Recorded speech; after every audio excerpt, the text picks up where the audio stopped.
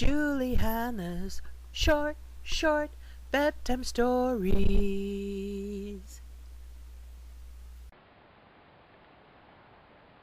Hello everybody. Welcome to Julie Hannah's short bedtime book stories. Bedtime book is distributed in Canada by Publishers Direct Sales of Antibioc, Ontario, Canada. Copyright 1985, HAMLYN Publishing, a division of the HAMLYN Publishing Group.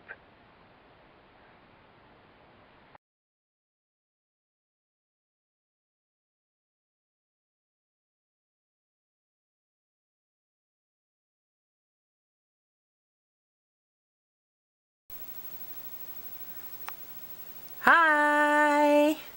Hello everybody! Welcome back to Julie Hannah's short bedtime stories. My, look at this interesting story that we're about to read, called The Age of the Train. Julie? Yes, Teddy. Oh, hi, Teddy. Hi. Hi, Olive. Hi, Annie. Hi, everybody. Teddy, thank you for stopping by and joining us today for us reading The Age of the Train. I hope you enjoy it, Teddy. Stay with us. Here we go. Let's read. The Age of the Train. Things have certainly changed. The old steam locomotive whistled softly to itself as it rested on rusty rails.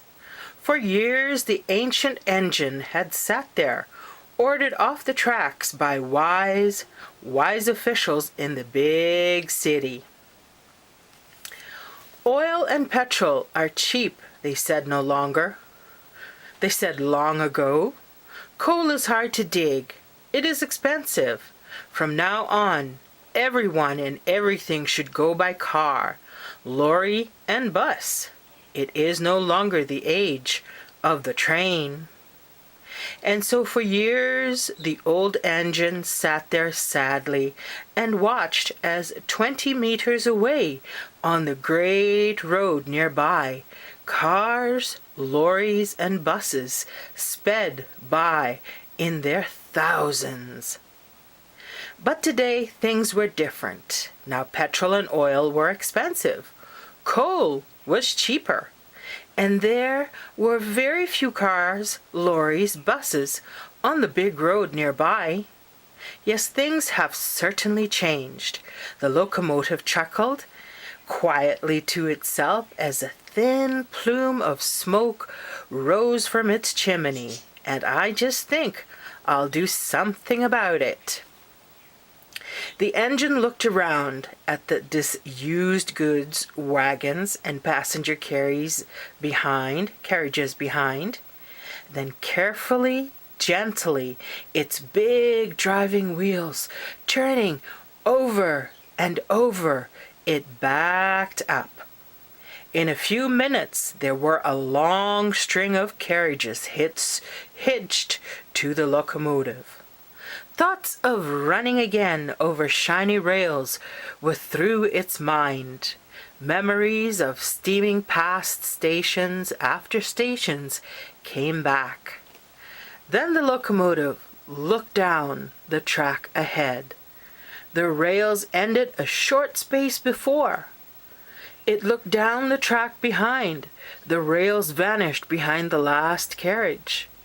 Then the old engine remembered. Almost all the rails were torn up. Almost all the stations were closed down.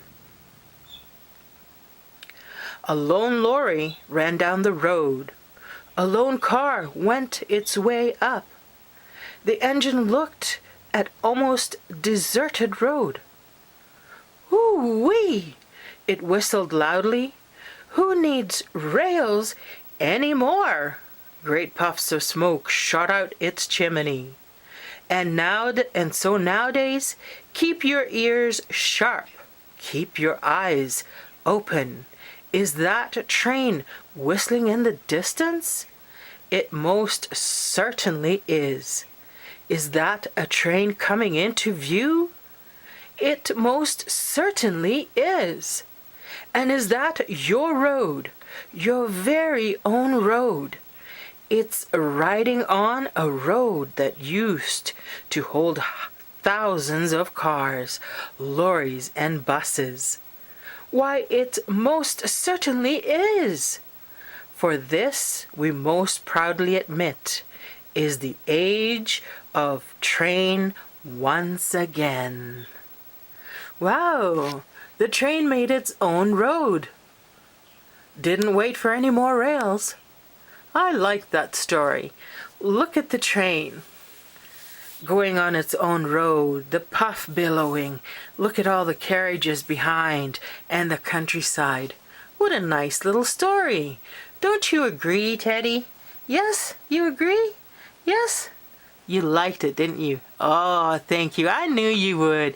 I knew you would. So, Teddy, it's time to say goodnight to everybody. So, if you want to say goodnight, night, Olive. Night, Undine. Good night, everybody. Good night, Teddy. Thank you for joining us. We'll see you again. Bye.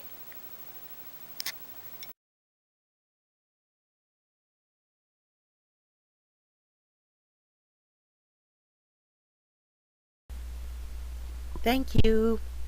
Please like, share, and subscribe.